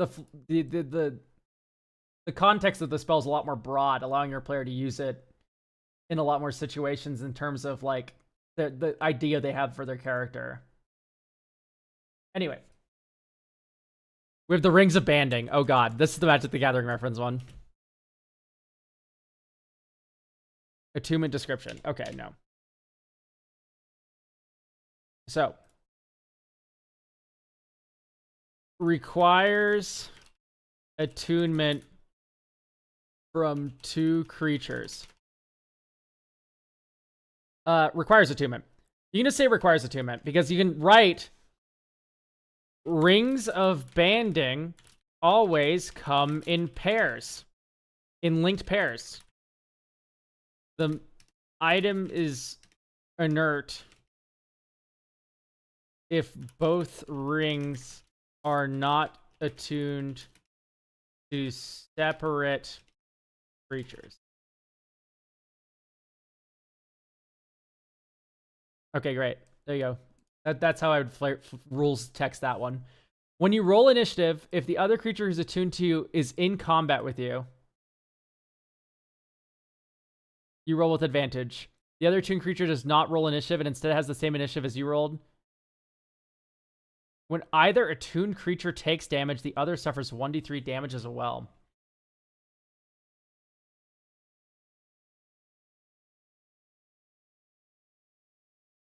By the way, I will be soon pausing the submissions. So get them in while you can, everyone. Yeah, this should just be 1d4. Whenever you roll initiative, if the other creature... Yeah. When you roll initiative while the linked creature... The other creature is within 30 feet of you, or whatever, 60 feet of you. You roll with advantage.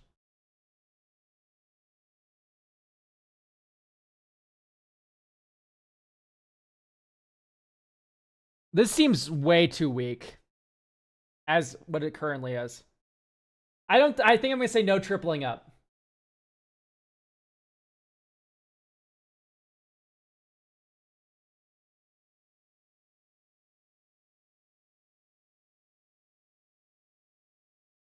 I think this is just fine as is, right? You don't have to do the damage sharing thing. It's like if one of you shit rolls, you both shit roll. Like that's enough of a cost, I feel.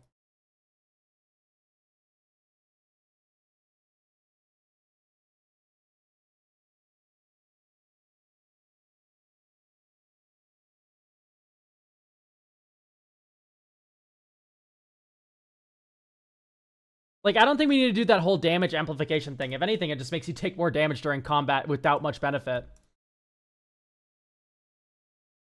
And instead, wait, hang on. When you roll initiative while the other creature is within 60 feet of you, like, when you and the other attuned creature roll initiative, take the higher of the 2 rolls. There you go. Now they get to participate. Yeah, sure, Vanitas. I'm fine to look at anything. This is how I would word it.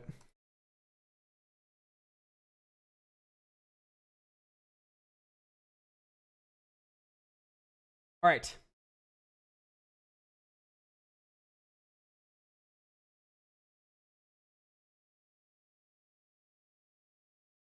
We've gotten both of these done. Look at Pink Slime Goblin now. Boots of Leaping and Launching. Once on each of your turns, when you make an attack as part of the attack actions, you can instead spend 10 movement to leap 50 feet and immediately make an attack against a creature within 5 feet of you.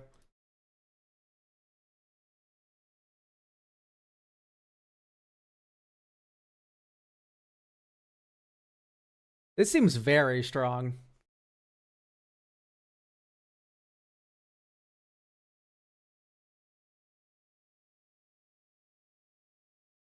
Can you just, like, jump in place, though?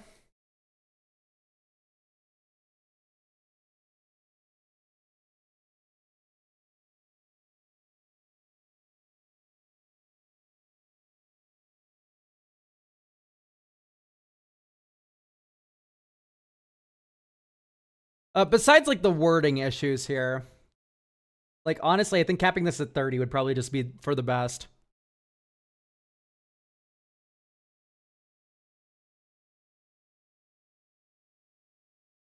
I like the idea, though. Like, you literally, like, jump towards someone and splatter them. I don't like that you can just jump in place, though.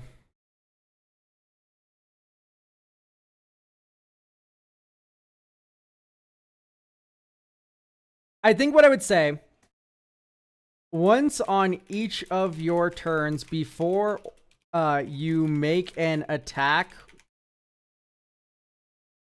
you may, before you make a melee attack, spend 10 feet of movement to leap up to 30 feet away. If you moved at least 15 feet this way, the attack deals 1d6 extra bludgeoning damage and knocks the target away 10 feet away from you on a hit. Ding.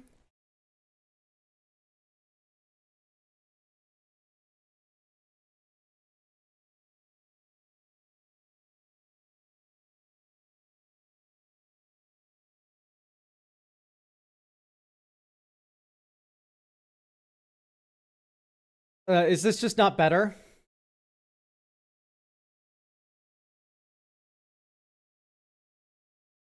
In like every single way in terms of wording? Instead of replacing an attack as part of your attack action with this leaping attack that needs to also spend 10, what if you could just do it as part of the, like before you do a melee attack?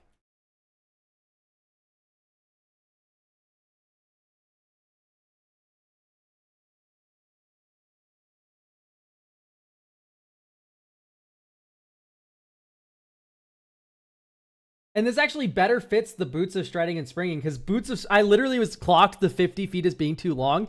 The original boots of striding and springing is a 30-foot long jump with only 10 feet of movement.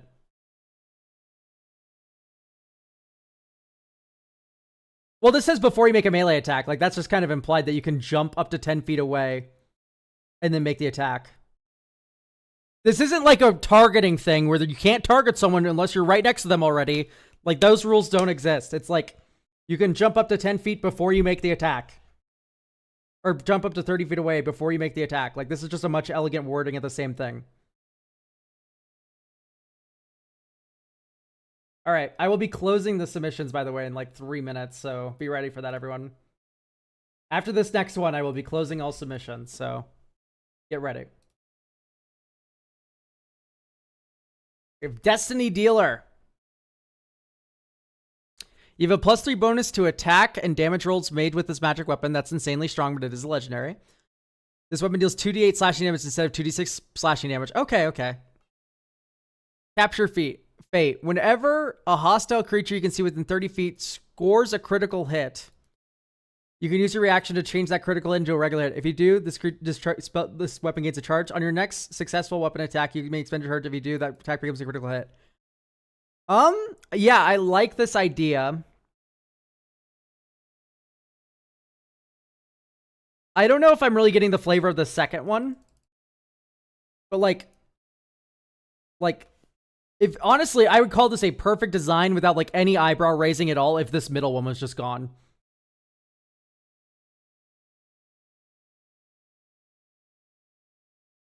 Right? Like, if this was just gone, I'd be like, okay, yeah, no, this is cool. Cool idea. There's probably a more elegant way to word this. But because, like, not every legendary item... Like, if I pull up Luckblade... Luckblade gives a +1 to everything. Right? Like, you don't need +3 every time. I do like the idea of the sword having bigger dice that can roll.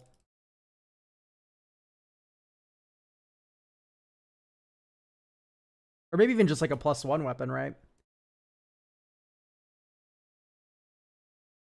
But like, I like the idea here of this dice now a little more because it does play funnily with the crits. All right, we are now pausing the submissions, everyone. Thank you, Alec Mem. All right, next up is from Tolang.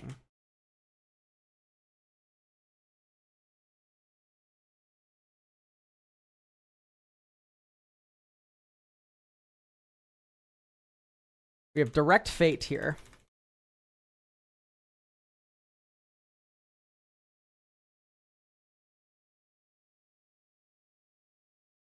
All right. Casting Temp, 1 action. Range 60 feet. Components, verbal, somatic. Duration, 1 round. You peer into the fate of a creature you can see within range and attempt to force an outcome. Choose one. Wheel.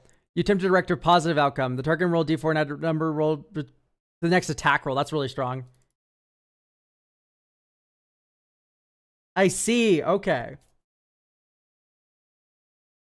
I like this idea. You use your whole ass action, but then they get a D4. This is a very fun spell idea.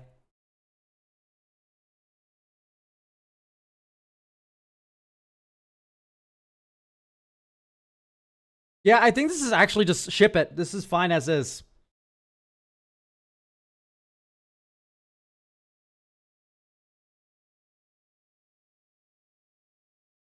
That's a fun-ass divination cantrip. Good job.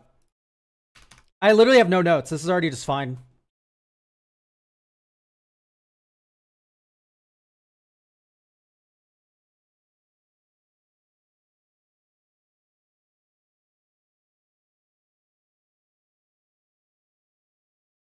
A magic item if given to a druid. She's enjoying it immensely. Let's check this out. Bolt-stricken branch.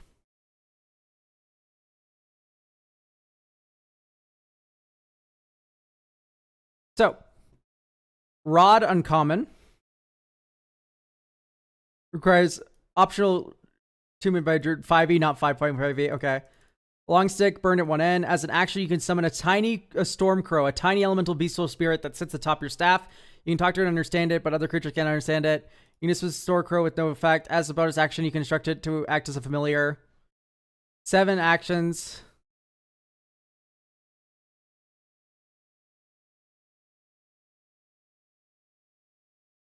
Okay.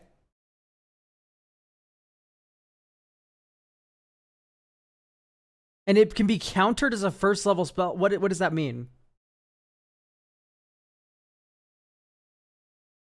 I'm a little lost on this one here.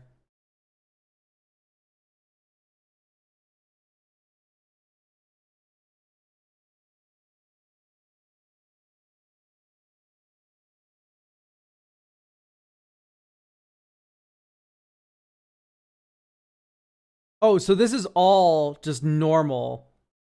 And then this is the optional attunement.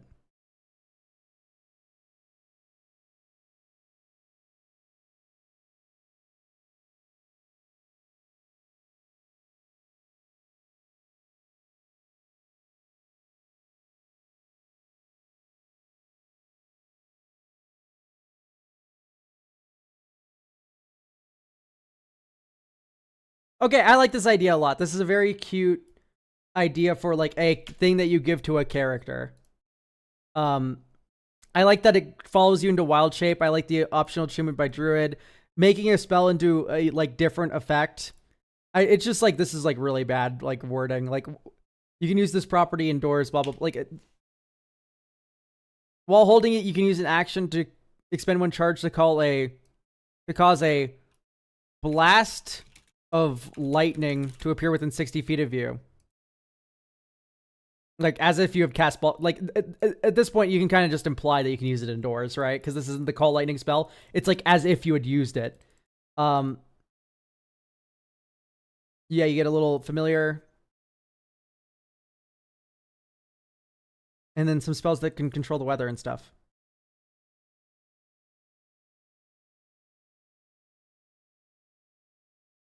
I think overall this is fine, though. Definitely rare. It's definitely rare.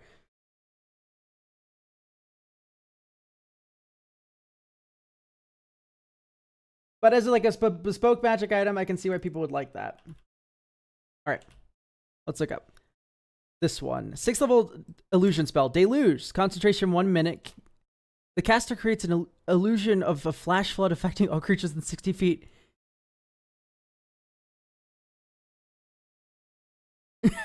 This is so funny. Okay, so how would I change this? Well, for starters, don't we just have a spell that's like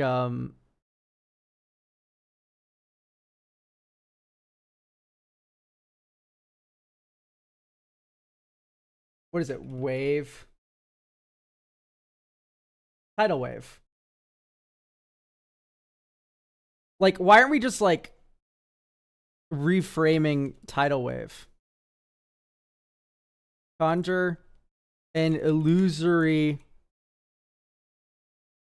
wave of water.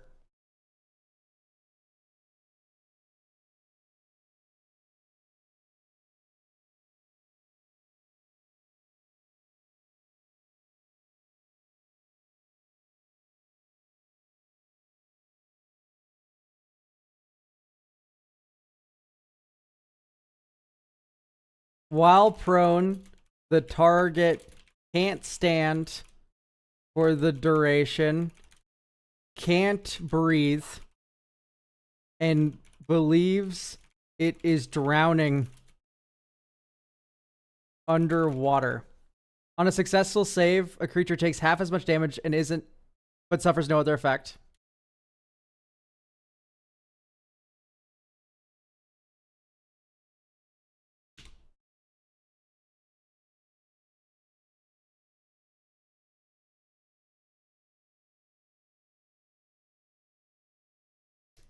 What is...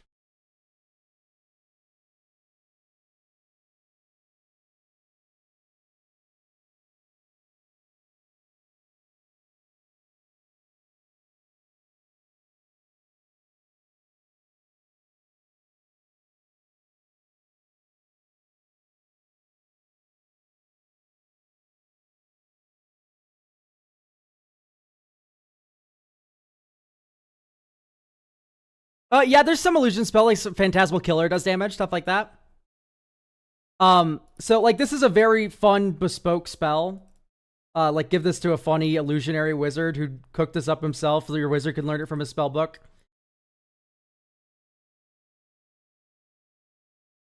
And then, so like literally work smarter, not harder. Why build a spell from the ground up when there's a spell that literally does the exact same thing in a way, but you're able to just flavor it slightly differently and give it like a couple different side effects that fit your spell better.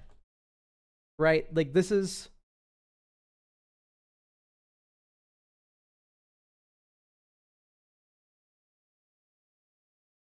and then you need to get this a resave, right?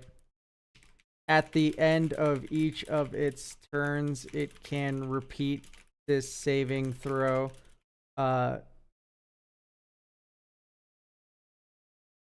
Ending the effect on us.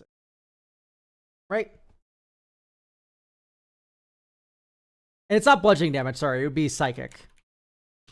There you go. We're done. This is Deluge.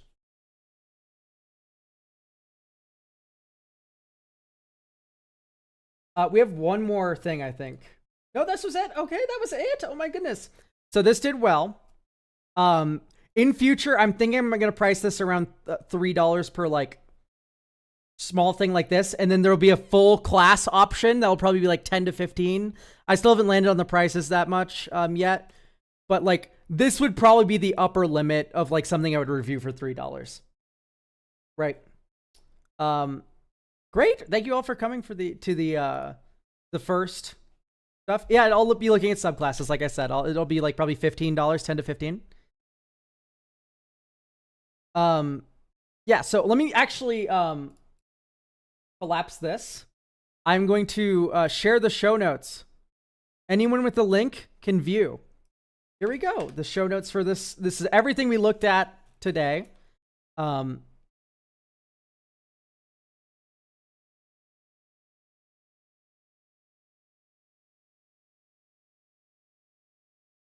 I'll add a little note to the Gauntlets of Tiamat. Why is this an artifact? But But great. Thank you all for stopping by. Tell your friends. Maybe they'll watch the VOD or whatever. The VOD's a little bit of a nightmare. For certain. At the start, we were very scrambled to start off.